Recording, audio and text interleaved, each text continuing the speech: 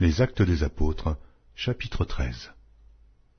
Il y avait dans l'église d'Antioche des prophètes et des docteurs. Barnabas, Siméon, appelé Niger, Lucius de Cyrène, Manaën, qui avait été élevé avec Hérode le tétrarque, et Saul. Pendant qu'ils servaient le Seigneur dans leur ministère et qu'ils jeûnaient, le Saint-Esprit dit : « Mettez-moi à part Barnabas et Saul, pour l'œuvre à laquelle je les ai appelés. » Après avoir jeûné et prié, ils leur imposèrent les mains et les laissèrent partir. Barnabas et Saul, envoyés par le Saint-Esprit, descendirent à Séleucie, et de là, ils s'embarquèrent pour l'île de Chypre. Arrivés à Salamine, ils annoncèrent la parole de Dieu dans les synagogues des Juifs. Ils avaient Jean pour aide. Ayant ensuite traversé toute l'île jusqu'à Paphos, ils trouvèrent un certain magicien, faux prophète juif, nommé Bar-Jésus, qui était avec le proconsul Sergius Paulus, homme intelligent. Ce dernier fit appeler Barnabas et Saul, et manifesta le désir d'entendre la parole de Dieu. Mais Élymas, le magicien, car c'est ce que signifie son nom, leur faisait opposition, cherchant à détourner de la foi le proconsul. Alors Saul, appelé aussi Paul, rempli du Saint-Esprit, fixa les regards sur lui et dit : « Homme plein de toute espèce de ruse et de fraude, fils du diable, ennemi de toute justice, ne cesseras-tu point de pervertir les voies droites du Seigneur ? Maintenant voici, la main du Seigneur est sur toi, et tu seras aveugle pour un temps, et tu ne verras plus le soleil. » Aussitôt, l'obscurité et les ténèbres tombèrent sur lui, et il cherchait en tâtonnant des personnes pour le guider. Alors le proconsul, voyant ce qui était arrivé, crut, étant frappé de la doctrine du Seigneur. Paul et ses compagnons, s'étant embarqués à Paphos, se rendirent à Perge, en Pamphylie.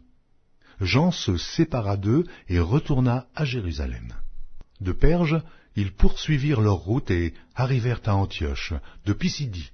Étant entrés dans la synagogue, le jour du Shabbat, ils s'assirent.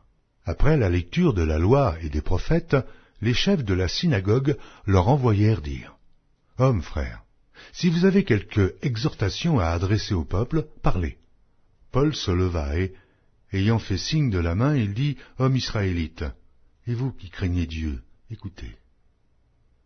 Le Dieu de ce peuple d'Israël a choisi nos pères. Il mit ce peuple en honneur pendant son séjour au pays d'Égypte, et il l'en fit sortir par son bras puissant.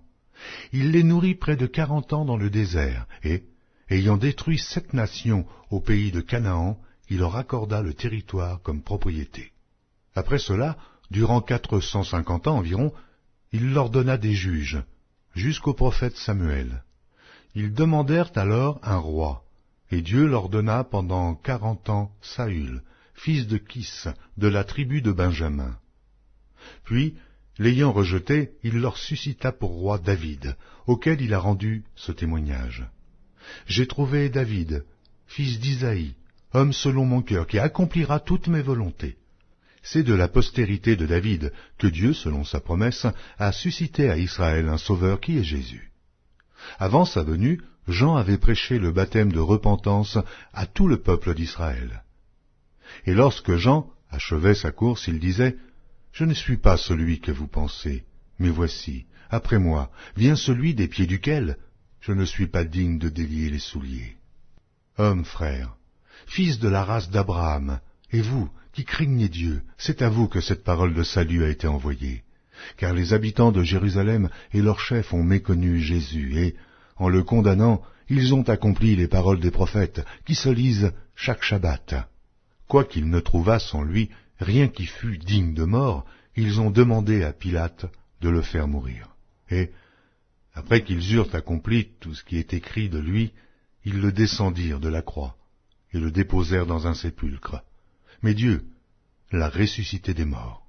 Il est apparu pendant plusieurs jours à ceux qui étaient montés avec lui de la Galilée à Jérusalem, et qui sont maintenant ses témoins auprès du peuple. Et nous vous annonçons cette bonne nouvelle que la promesse faite à nos pères, Dieu l'a accomplie pour nous, leurs enfants, en ressuscitant Jésus selon ce qui est écrit dans le psaume 2. « Tu es mon fils, je t'ai engendré aujourd'hui, qu'il l'ait ressuscité des morts, de telle sorte qu'il ne retournera pas à la corruption.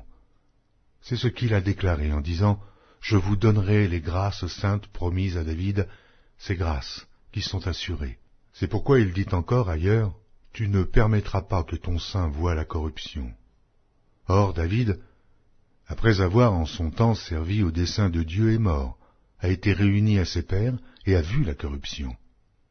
Mais celui que Dieu a ressuscité n'a pas vu la corruption. Sachez donc, hommes frères, que c'est par lui que le pardon des péchés vous est annoncé, et que quiconque croit est justifié par lui de toutes les choses dont vous ne pouviez être justifiés par la loi de Moïse. Ainsi, prenez garde, qu'il ne vous arrive ce qui est dit dans les prophètes. Voyez, contenteurs, soyez étonnés et disparaissez. Car je vais faire en vos jours une œuvre que vous ne croiriez pas si on vous la racontait. Lorsqu'ils sortirent, on les pria de parler le Shabbat suivant sur les mêmes choses, et à l'issue de l'assemblée, beaucoup de Juifs et de prosélytes pieux suivirent Paul et Barnabas, qui s'entretinrent avec eux et les exhortèrent à rester attachés à la grâce de Dieu.